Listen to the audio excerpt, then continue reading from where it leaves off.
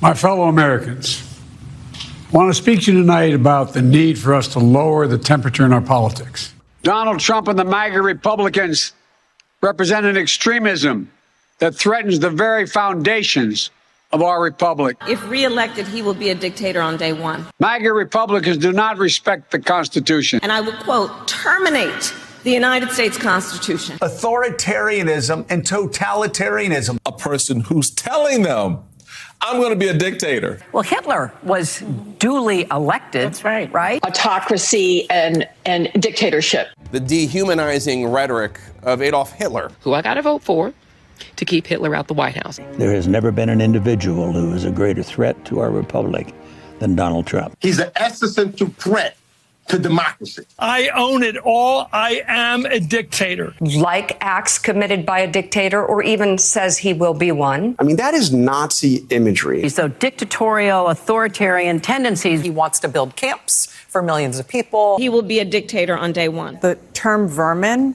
was really effectively used by Adolf Hitler and by Mussolini. Things that we see happening today is a sort of a sleepwalking into dictatorship in the United States. He wants to assert autocratic powers. They've just given him a license for dictatorship. What he did today is straight out of a dictator's playbook. It has historically been the province of dictators like Vladimir Putin, Benito Mussolini, Joseph Stalin, or Adolf Hitler. He is behaving like a Hitler or Mussolini-style fascist dictator. Donald Trump is a great threat to our democracy. He could be violent, that he would connect himself to violent people, and that he figured he was above the law. Donald Trump believes that he should be the ruler, the dictator of the United States of America. Trump and the extreme MAGA Republicans quote a clear and present danger to our democracy. They asked me, would I like to debate this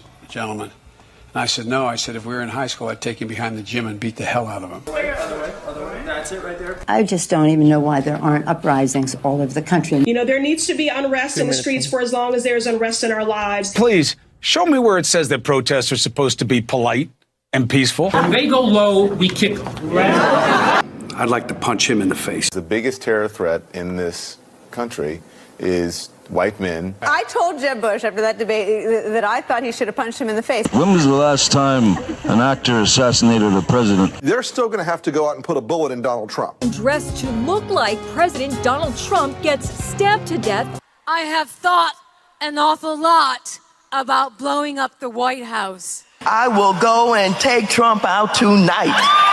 The domestic enemies to our voting system and our honoring our Constitution are right at 1600 Pennsylvania Avenue. You get out and you create a crowd. And you push back on them. You cannot be civil with a political party that wants to destroy what you stand for.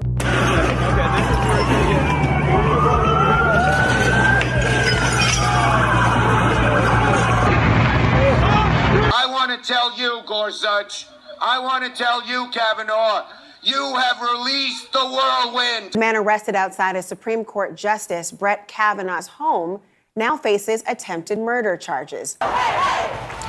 These are live images, folks, at the doors of the Supreme Court. On the incident that left Senator Rand Paul with 6 broken ribs. This might be one of my favorite stories. St. John's Church, known as the Church of the Presidents. It, too, was targeted. 66-year-old James T. Hodgkinson, who had opened fire on the players, apparently deliberately targeting the GOP. 6 people injured, including Congressman Steve Scalise. Suspect, now dead, had a long and public history of anti-Trump and anti-Republican rhetoric. I think Trump has a great deal of responsibility here.